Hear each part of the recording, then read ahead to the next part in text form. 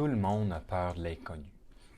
Et moi, je rencontre chaque jour des gens qui ont peur de la rachianesthésie.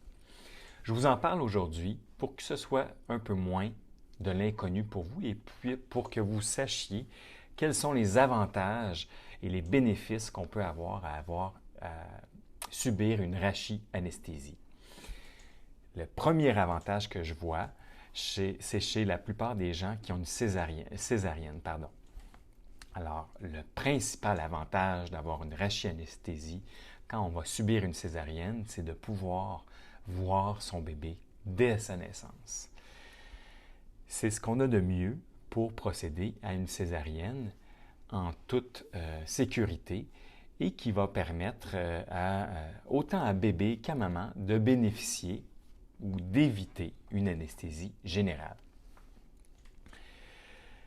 Bien sûr, ça peut faire peur parce qu'on doit geler le bas du corps et ça consiste en injectant un anesthésique local au niveau du dos qui va geler la portion inférieure du corps et permettre aux chirurgiens, aux gynécologues de procéder à la chirurgie sans évidemment que le patient ou la patiente ait de douleur.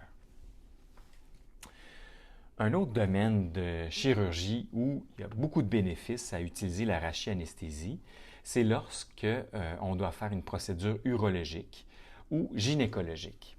Et dans ce cas-là, pour la plupart des patients, ce sont des patients un peu plus âgés, des patients qui ont plus de maladies et qui ont, dans ce cas-là, plus de bénéfices à être gelés ou à avoir une rachianesthésie que d'être endormis ou d'avoir une anesthésie générale. La raison derrière ça, c'est que souvent, ces patients-là ont des problèmes coronariens, cardiaques ou des problèmes pulmonaires.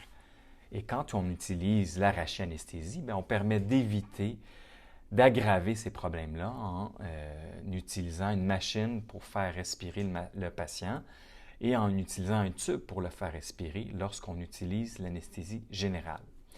Évidemment, ce n'est pas toujours possible d'éviter l'anesthésie générale, mais quand on peut l'éviter avec la rachianesthésie, chez un patient qui a beaucoup de comorbidités, de maladies supplémentaires, c'est clair qu'on va favoriser la rachianesthésie et qu'on va suggérer aux patients d'éviter l'anesthésie générale.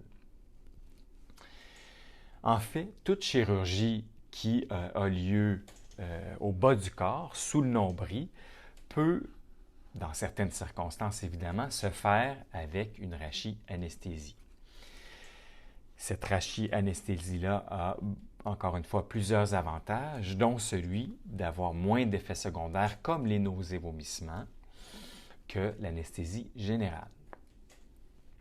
C'est important le matin de votre chirurgie, lorsque vous allez rencontrer votre anesthésiologiste, de discuter de l'option de la rachianesthésie, si ça s'applique à vous, et quels sont les bénéfices dans votre cas à vous principalement.